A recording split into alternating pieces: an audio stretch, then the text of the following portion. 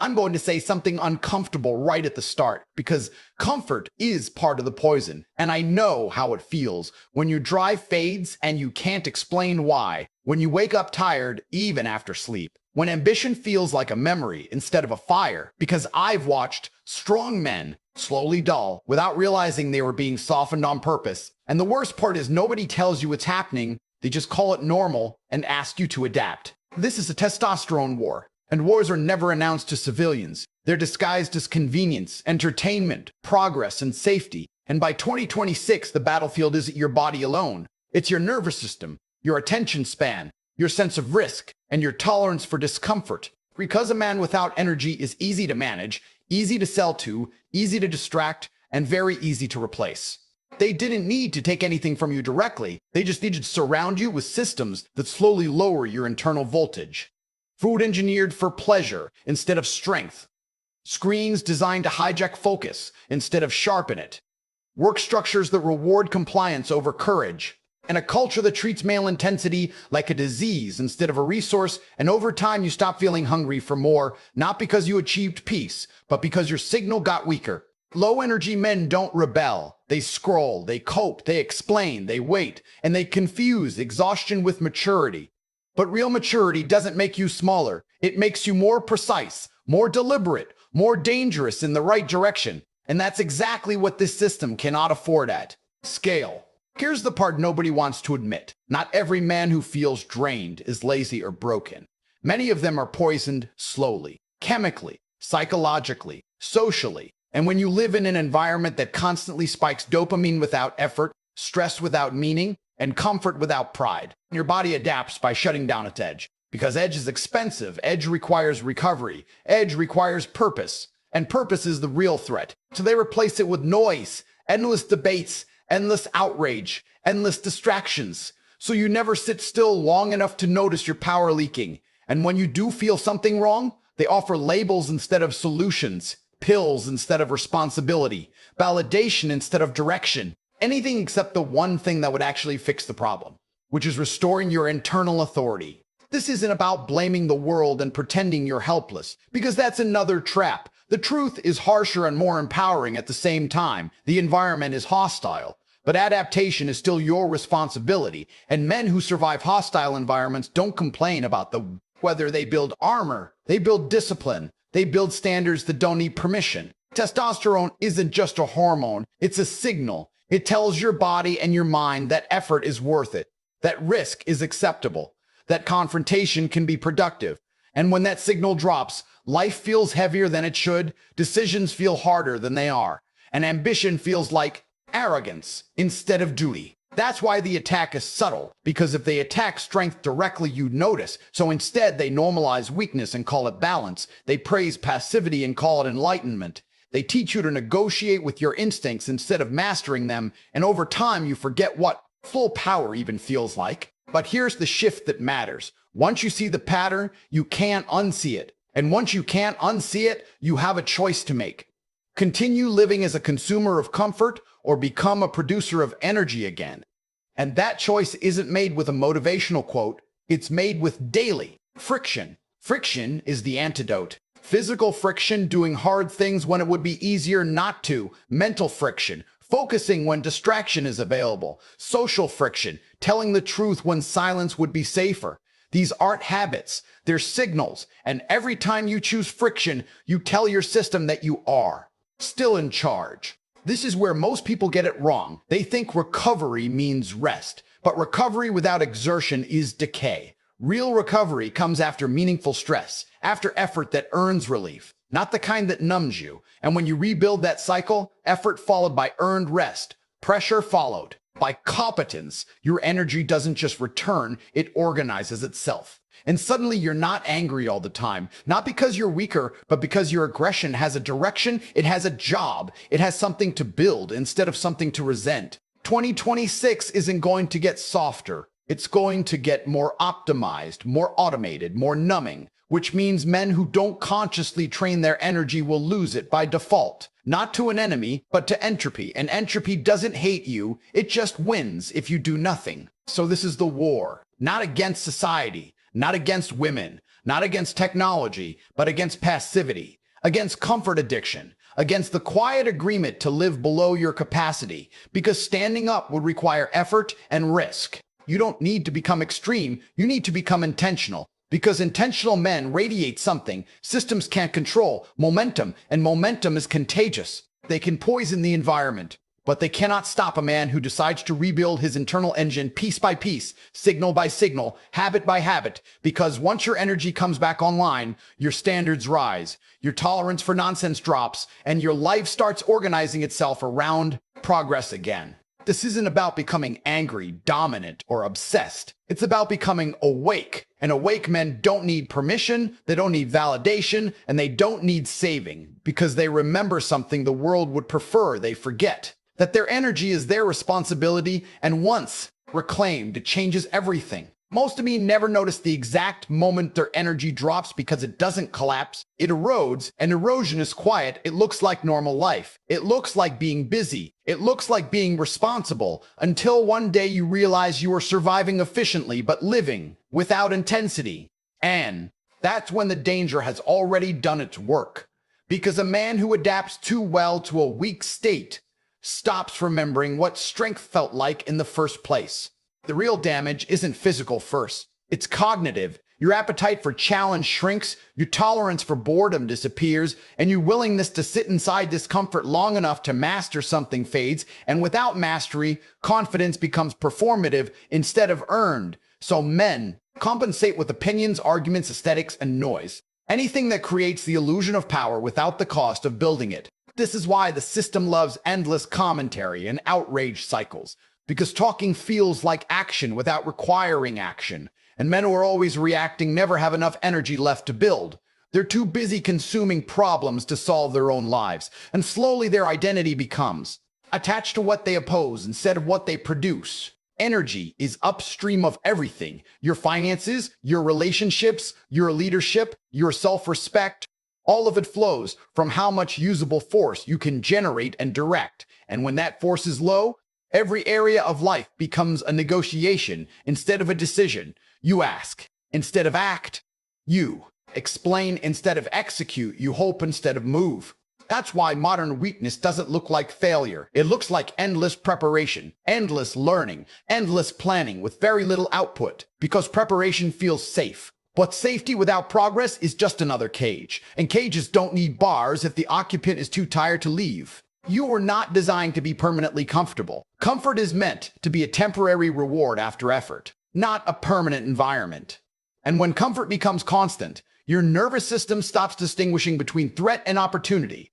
Everything feels flat, which is why so many men chase artificial spikes, stimulants, porn, outrage, risky behaviors without purpose, because their baseline is too low to feel alive. Testosterone isn't about aggression alone, it's about clarity. It sharpens signal from noise. It tells you what matters and what doesn't. It reduces internal debate and increases decisive action. And when that signal is weak, life becomes mentally expensive. Simple decisions drain you, and complexity feels overwhelming even when you're capable of more. This is how potential gets buried, not destroyed. Buried under layers of distraction and rationalization. And buried potential doesn't scream, it whispers. It shows up as regret, restlessness, irritation, the sense that you're meant for more but can't quite access it. And instead of addressing the root, most men numb the symptom. By 2026, numbing is everywhere. On-demand pleasure, on-demand validation, on-demand entertainment, and none of it asks anything from you in return except your attention. And attention is the currency that trains your brain. Whatever you feed it consistently becomes your default state. And a brain trained on stimulation loses its capacity for sustained effort. Sustained effort is where power lives. Anyone can feel motivated for a day. Anyone can get angry for a moment.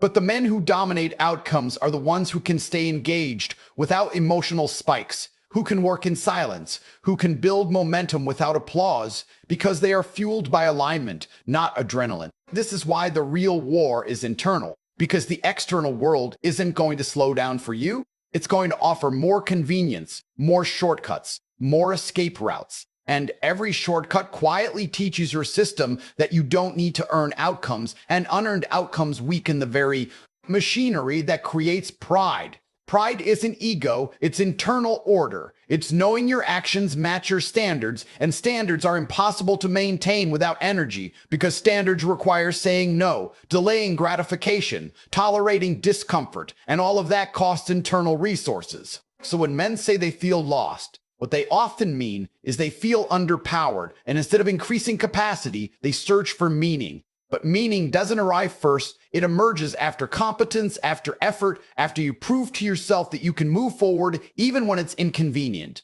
The culture tells you to find yourself, but strong men are built, not discovered, and building requires tools, pressure, and time under load, and none of those are popular because they don't sell easily, and they can't be outsourced. You can't outsource your nervous system, you can't delegate your discipline, and you can't download resilience. You earn it through repetition, and repetition is boring to people who are addicted to novelty, which is why boredom tolerance is now a competitive advantage. Men who can sit with boredom without reaching for stimulation can outwork, outlearn, and outlast men who need constant input to function, because boredom is the gateway to focus, and focus is the multiplier that turns effort into results. This is where reclaiming energy becomes practical instead of ideological. You don't fix it by arguing online or fantasizing about collapse. You fix it by controlling inputs, regulating routines, and deliberately choosing effort over ease until effort feels normal again. Normal is programmable. What you call discipline today becomes identity tomorrow if you repeat it long enough. And identity drives behavior automatically, which is why the goal isn't to stay motivated. It's to rewire what feels natural.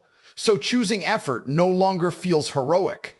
It feels obvious. Once that shift happens, everything accelerates quietly. Your body responds. Your posture changes. Your voice stabilizes. People treat you differently, not because you demand respect, but because coherence is visible. And coherence signals reliability, strength, and leadership.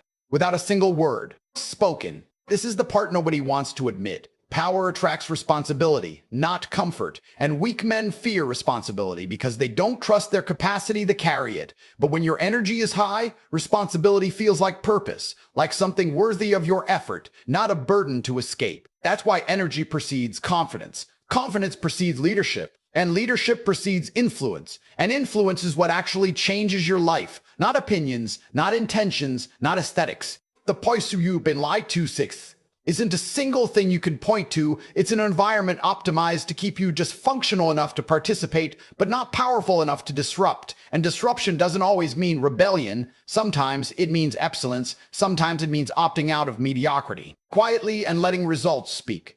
Results are inconvenient to systems built on compliance because results create autonomy. And autonomous men don't need constant guidance. They don't panic easily. And they don't accept narratives that contradict their lived experience. This is why reclaiming your energy changes how you see the world. Propaganda loses its grip. Fear-based messaging stops working, and you begin to notice how often you were being guided by mood instead of principle. Principles are expensive at first, but cheap in the long run. Moods are cheap at first and incredibly expensive over time, and most men pay that cost without realizing it until years have passed. You don't need to become paranoid to understand this. You just need to become precise. Precision with your time, your sleep, your food, your focus, your social environment, because every variable you leave unmanaged will be managed by something else, and that something else doesn't care about your potential. There is no neutral environment. Everything is training you towards something, strength or weakness, clarity or confusion, and the direction is determined by what you consistently allow. This is where the responsibility becomes unavoidable, because once you see that your state is shaped by design and choice, excuses lose their power, not in a shaming way, but in a clarifying way, because clarity gives you options, and options are freedom. Freedom isn't doing whatever you want. It's having the capacity to do what matters, even when you don't feel like it. And that capacity is built, not granted. Men who rebuild their energy don't become perfect. They become reliable, and reliability compounds. People trust you with opportunities, with responsibility, with leadership, and trust is the real currency of high-status environments. By the time most people notice you changed, the work is already done. Because real transformation doesn't announce itself. It shows up as consistency, and consistency is intimidating in a world addicted to bursts. This is how you win a war that isn't visible. You stop leaking energy, you stop numbing discomfort, you stop negotiating with your lowest impulses, and you start treating your internal state like infrastructure. Something that must be maintained daily if you want anything on top of it to function. The men who do this will quietly separate themselves over the next years, not by aggression, not by ideology, but by output. And output silences arguments better than any debate ever could. And once your energy is restored, not artificially, not temporarily, but structurally, life stops feeling like something that happens to you and starts feeling like something you are actively shaping. And that shift alone is enough to put you ahead of most of the population without saying a single word about it. So understand this clearly before you walk away from this message. No one is coming to restore your energy for you. No policy, no trend, no supplement hype, no motivational clip scrolling past at midnight. Because the system benefits from you staying tired just enough to function and just weak enough to comply. And the moment you accept that, not with anger, but with clarity, you stop waiting and start reclaiming. This isn't about becoming obsessed with masculinity or turning life into a performance. It's about returning to a state where effort feels meaningful again and your mind stops fighting your body. Because alignment between the two is where power actually lives. And when that alignment is gone, everything feels heavier than it should. You don't fix this with shortcuts. You fix it with structure, with days that have friction baked into them, with standards that don't bend when convenience offers an easier route, because every time you choose the harder option intentionally, you send a signal to your nervous system that you are still capable of command. That signal compounds. Over time, your baseline rises, not in a dramatic overnight way, but in a quiet, undeniable way. You wake up sharper, you tolerate nonsense less, you move with purpose instead of urgency, and people sense it without knowing why. Because energy reorganizes your presence before it ever changes your results. This is how men separate themselves without announcing it. They stop negotiating with weakness. They stop explaining their discipline, and they stop seeking permission to take their own lives seriously. And when that happens, the noise fades. The fear-based narratives lose grip, and the world starts responding differently to you. Not because the world changed, but because you did. The poison of 2026 only works on men who outsource responsibility for their internal state. The antidote is ownership. Boring, repetitive, unglamorous ownership. The kind that doesn't look impressive online, but builds something unshakable offline. Once you rebuild your energy, you don't need to argue about strength. You don't need to posture, and you don't need to convince anyone of anything, because your life starts doing the talking. Your output increases, your options expand, and your tolerance for stagnation disappears. This is where real confidence comes from. Not believing you're special, but knowing you can apply pressure consistently and adapt when things get hard. Because that knowledge isn't fragile, it doesn't depend on validation or mood, it's earned. And earned confidence changes how you walk through the world. So if there is one thing to take from this, it's this. Your energy is not a personality trait, it's a system, and systems can be rebuilt, but only by the person living inside them. And once you commit to that rebuild fully and without excuses, you exit the category of men who are managed and enter the category of men who decide. That decision is the real line in the sand, and everything on the other side of it starts to look very different.